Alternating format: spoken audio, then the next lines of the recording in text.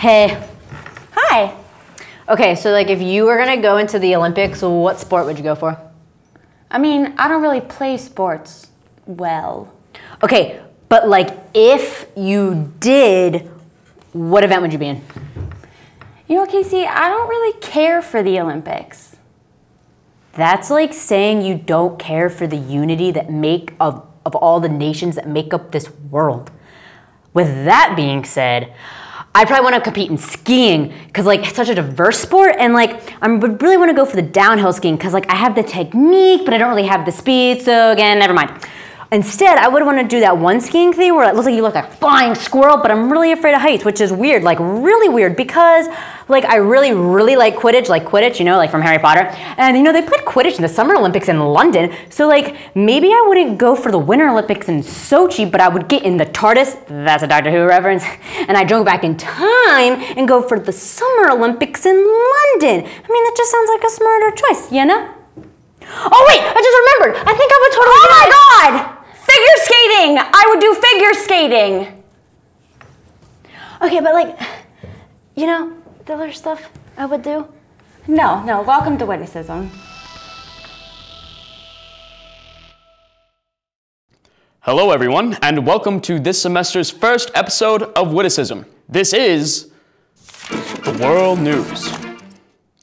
I'm your host, Christian Reed, and my co-anchor today is the only person I trust in this world, the Ron Burgundy of IUP, and the most studly man on campus, myself. Hello there, I'm Christian. Now, let's begin. In Japan, local zookeepers have successfully captured their crazy colleagues who are running around in a gorilla suit. They say that it was for training purposes, but personally, I think they just wanted to play a seriously intense game of tag. Chick-fil-A announced early Tuesday that they wanted to serve antibiotic-free chicken. Customers of the fast food chain said, "This isn't very surprising. We just found out that they will also be baptizing the livestock before slaughter as well." Local children and teens took to social media networks this week to complain about the lack of cancellations in area school districts. PennDOT and the state responded saying, "Move to Atlanta, you little..." An 18-year-old Texas man dressed in a banana suit was arrested Saturday after people reported seeing him at an intersection carrying a gun on his back. When asked why he was carrying the gun, he said it was a publicity stunt for the opening of his gun store. The man is now facing criminal charges. All I have to say is he should have split before the cops came. Pittsburgh cab services are recently becoming unreliable. A Pittsburgh Post-Gazette article reads, "Pittsburgh cab firms try to cut off newcomers." The newcomers being two ride-sharing companies with lenient hours and costs. Drunken Pittsburghers and weekend partiers respond saying, "Hey, stop it." A homeless man from Crescent was found wandering the administrative building at Mount Aloysius College this past week. Also found holding an American flag, the man was asked why he entered the building. He said he was looking to watch the Olympics and enjoy the festivities with someone. To that, the dry campus college responded saying, "Okay, well, festivities are being held at IUP this week, and they usually party." The child star Shirley Temple died this week at the age of 84. Respected friends attempted to put together a memorial for her. However, they failed to after discovering that there were no photographs or documentation of Temple after the age of 7. A group of Corvettes were swallowed by the earth earlier this week as the ground collapsed into a sinkhole at the Corvette Museum in Kentucky, to which the earth said, "Ew, tastes like metal and a bunch of rich douchebags." Earlier this month, a man and his wife on a romantic getaway took a wrong turn toward Canada and may end up facing prison charges for it. When asked about the incident, the man said his GPS took him on a wrong turn. His wife butted in to say, "I told you we should have turned left at Albuquerque." And in Olympic news, Olympic reporter Bob Costas' eye infection has forced him off the air and made him social media's latest meme to poke fun of. But this couldn't have been done without the help of Matt Lauer, who was found pressing his butthole against Costas' pillow in his Sochi hotel room. Famed snowboarder Shaun White has failed miserably at the only thing he has ever known. To prepare for the Olympics halfpipe event, White skipped both the X Games and the Olympic slopestyle event, only to not medal at all. We can blame this incredible loss on the fact that he chopped off his luscious locks of hair earlier this year. Shaun has traded one girly aspect for another, if you know what I mean.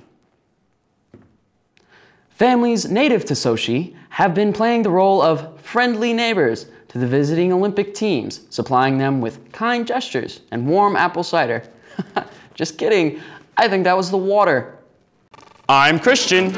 And I'm Christian. And that's it for our world news, folks. See you next time. Hey, I'm Kale, and joining me to talk to you about Hollywood this week is none other than our beautifully talented co-producer, Casey.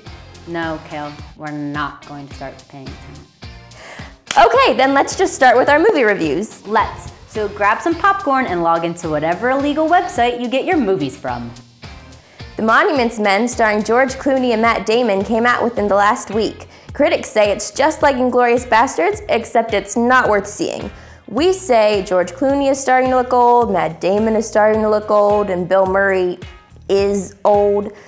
If you can't get out to see this movie this week, don't worry about it. Just get on Netflix and watch Oceans 11, 12, 51, or 47. RoboCop will also be opening in theaters this week. Starring an unknown actor, this movie is about a robot cop. Apparently, the world was in need of just one more vampire movie because the film Vampire Academy came out theaters last week. We can only guess from the posters that this movie is about sorority girls with fangs. Reactions for this film so far have just been twihards rioting in the picket lines saying Team Bella and Team Cullen. We suggest all Twilight fans calm the heck down and call Buffy the Vampire Slayer. She'll take care of all the bad vampire movies and the world will rejoice. That Awkward Moment, starring Zac Efron and two unknown, less hunky men, hit theaters a couple weeks ago. The verdict is in, and Zac Efron should have stopped acting after his first line in High School Musical.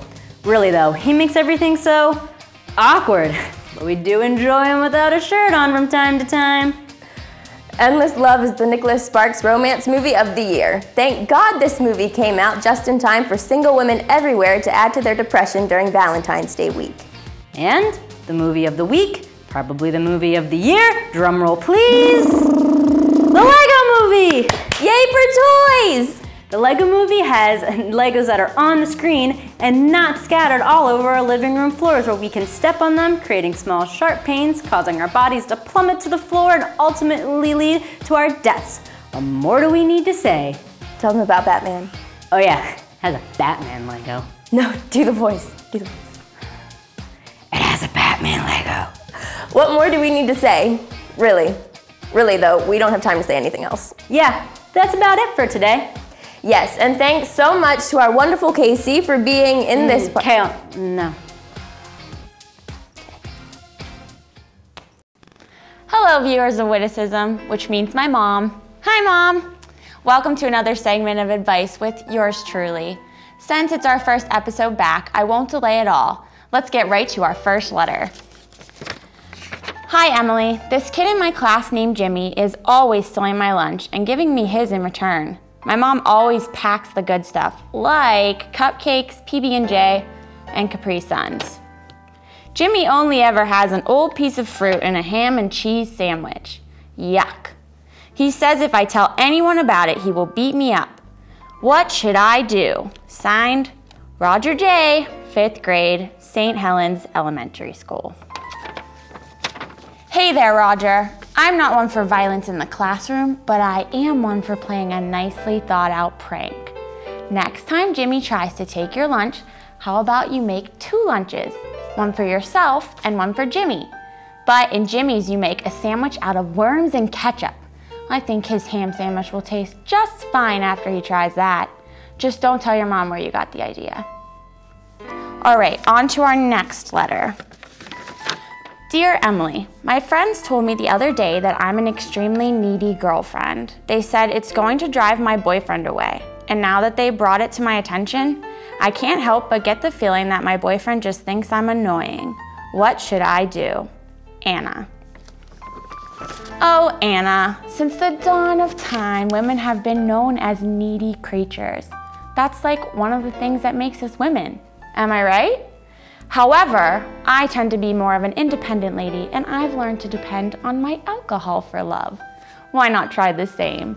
But if you decide to do that, maybe keep away from your phone so you're not sending any drunk, needy texts. Have fun! All right, last letter for today. Dearest Emily, Valentine's Day has passed and I don't feel I delivered when it came to getting my girlfriend what she wanted. I decided I am going to give her a little post V-Day celebration. But I'm tired of all the boring usual stuff, you know, going out to dinner, going to a movie, giving her chocolate, teddy bears, and flowers. I need some new ideas. Any help? Signed, a clueless boyfriend. Are you kidding me? You're doing it all wrong, Fabio. You don't just eat a meal together. You delicately prepare a warm, delightful platter of happiness and rainbows, and you feed it to her in bed. You don't take her to a dirty movie theater with stiff chairs that smell like old butter and a night of regrets. You pop in her favorite DVD at home and watch it with her in bed. And you always buy her chocolate, teddy bears, and flowers. And when all else fails, just whisper those 3 little words every woman wants to hear. Let's get naked. That's it for today. Don't forget to stay warm out there, or if you're naked, stay in bed.